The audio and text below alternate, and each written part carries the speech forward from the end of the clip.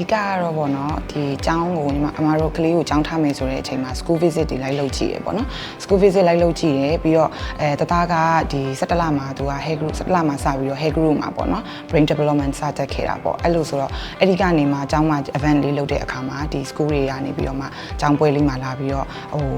ဒီကျောင်းအတွက်ဆွေးနွေးဖို့လုပ်ပေးကြရပေါ့နော်အဲ့ဒီမှာမှရွေးချယ်ထားတဲ့ကျောင်း3-4ခုရှိရပေါ့အဲ့မှာတကယ်ဆွေးနွေးပြီးတဲ့အချိန်မှာကလေးကိုကျောင်းထားဖို့ school visit တွေလိုက်ကြည့်ရကြည့်တဲ့အချိန်မှာဒီ SIS မြန်မာမှာကြတော့ကိုယ့်ရဲ့တငယ်ချင်းရဲ့ကလေးလည်းရှိရပေါ့နော်သူတို့ကလည်းအဆင်ပြေကျောင်း recommend လုပ်တယ်ပြီးတော့ကိုယ်တိုင်လည်းဒီမှာလာကြည့်တဲ့အချိန်ကြတော့ကလေးရပေါ့နော်ဒီကျောင်းကိုသူဒီထဲကိုရောက်တဲ့အချိန်မှာပဲသူပျော်တယ်ပေါ့နော်သူကဒီကျောင်းမှာသူတက်ချင်တယ်ဆိုတဲ့ဟာမျိုးလည်းပြောတယ်နောက်တစ်ခုကကြတော့ဒီကျောင်းမှာပတ်ဝန်းကျင်ဟို safe ဖြစ်တယ်ပေါ့နော်safe ဖြစ်တာတစ်ခုတွေ့တယ်နောက်တစ်ခုကဒီကျောင်းရဲ့ curriculum ကိုကြိုက်တယ်နောက်တစ်ခုကကြတော့ဒီကျောင်းထဲမှာ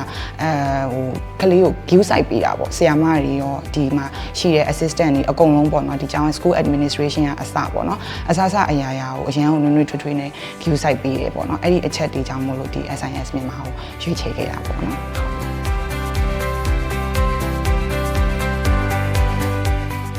တသားကဒီသူ့ကိုကျောင်းစထားတဲ့အချိန်မှာတော့ nursery ဆိုတော့အရန်ငယ်သေးတယ်ပေါ့နော်နှစ်နှစ်မှာသူ့ကိုကျောင်းစထားတာပေါ့အဲ့ဒီအချိန်မှာဒါဆရာဝန်ရဲ့ recommend နဲ့ပေါ့နော်ဆရာဝန်ကကလေးကိုဒီကျောင်းထားလို့ရတယ်ပေါ့တသားရကြတော့နည်းနည်းတွတ်တဲ့ကလေးတွေမှာပါတယ်ဆိုတော့အဲ့လိုမျိုးဆိုတော့သူကဒီကျောင်းလဲသွားချင်နေတယ်ပေါ့နော်သူ့ရဲ့ဒီစိတ်ဆန္ဒကကျောင်းတက်ချင်တယ်ဆိုတဲ့ဟာမျိုးသူကဒီစာဖတ်ချင်တယ်ကျောင်းမှာအဲ့လို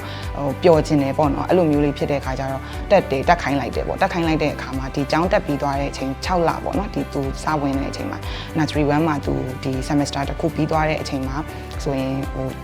community နဲ့အလုပ်လုပ်တက်လာတယ်ပေါ့နော်နောက်တစ်ခုကကြတော့ဒီသူ့မှာဒီ manners လေးပေါ့လိုက်နာတက်လာတယ်ပေါ့အိမ်မှာကြတော့တသားသူက first child လေးဖြစ်တော့တယောက်တည်းကလေးပေါ့နော်တူရဲတော့ကလေးဆိုတော့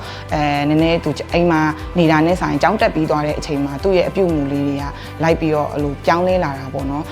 ဟိုဒါမလုပ်ရဘူးเนาะဒါလုပ်ရမယ်เนาะအဲ့လိုဟာမျိုးလေးဆိုရင်သူလိုက်နာခံနေပြီးရင်ခုနပြောလို့ community နဲ့သူအလုပ်လုပ်တက်လာတယ်ပေါ့နော်အဲ့လိုနောက်ဟို table manner လေးတွေရှိလာတယ်အဲ့လိုစပွဲကုံမှာစာထိုင်ရေးတက်လာတာပုံရှောက်ချစ်တာမျိုးမလုပ်ဘဲနဲ့ဒီလိုမျိုးလုပ်ရမယ်အဲ့လိုမျိုးလေးပေါ့နော်ဟုတ်သူ့ရဲ့ဟာလေးဖြစ်လာတယ်ပေါ့ကျန်တာကတော့ကလေးကလည်းနည်းနည်းငယ်သေးတဲ့ခါကျတော့အမားတို့လည်းဟိုတခြားဟိုထူထူတော့ဟိုမရှိသေးဘူးပေါ့နော်ဒီစာနဲ့ပတ်သက်တဲ့ academic နဲ့ပတ်သက်တဲ့ဟာမျိုးတော့မရှိဘူးပေါ့သူကတော့အခုရှိမှအကြောင်းပျော်နေရပေါ့ဒီအကြောင်းမှတက်နေရတာသူပျော်နေတာဖြစ်တဲ့အတွက်မိဘတွေအနေနဲ့လည်းစိတ်ချမ်းသာရတယ်ပေါ့နော်ကလေးကဒီအကြောင်းလေးမှာပျော်ရွှင်စွာနဲ့နေရတယ်ဆိုတဲ့ feeling မျိုးရတဲ့အတွက်အမားတို့မိဘတွေအနေနဲ့လည်းဟိုစိတ်ချလက်ချကလေးကိုအကြောင်းမှာထားရတယ်စိတ်ပူပန်နေရတဲ့ဟို feeling မျိုးအမားတို့မှလည်းမရှိတဲ့အတွက်ပေါ့အဆင်ပြေပါတယ်လို့ဟုတ်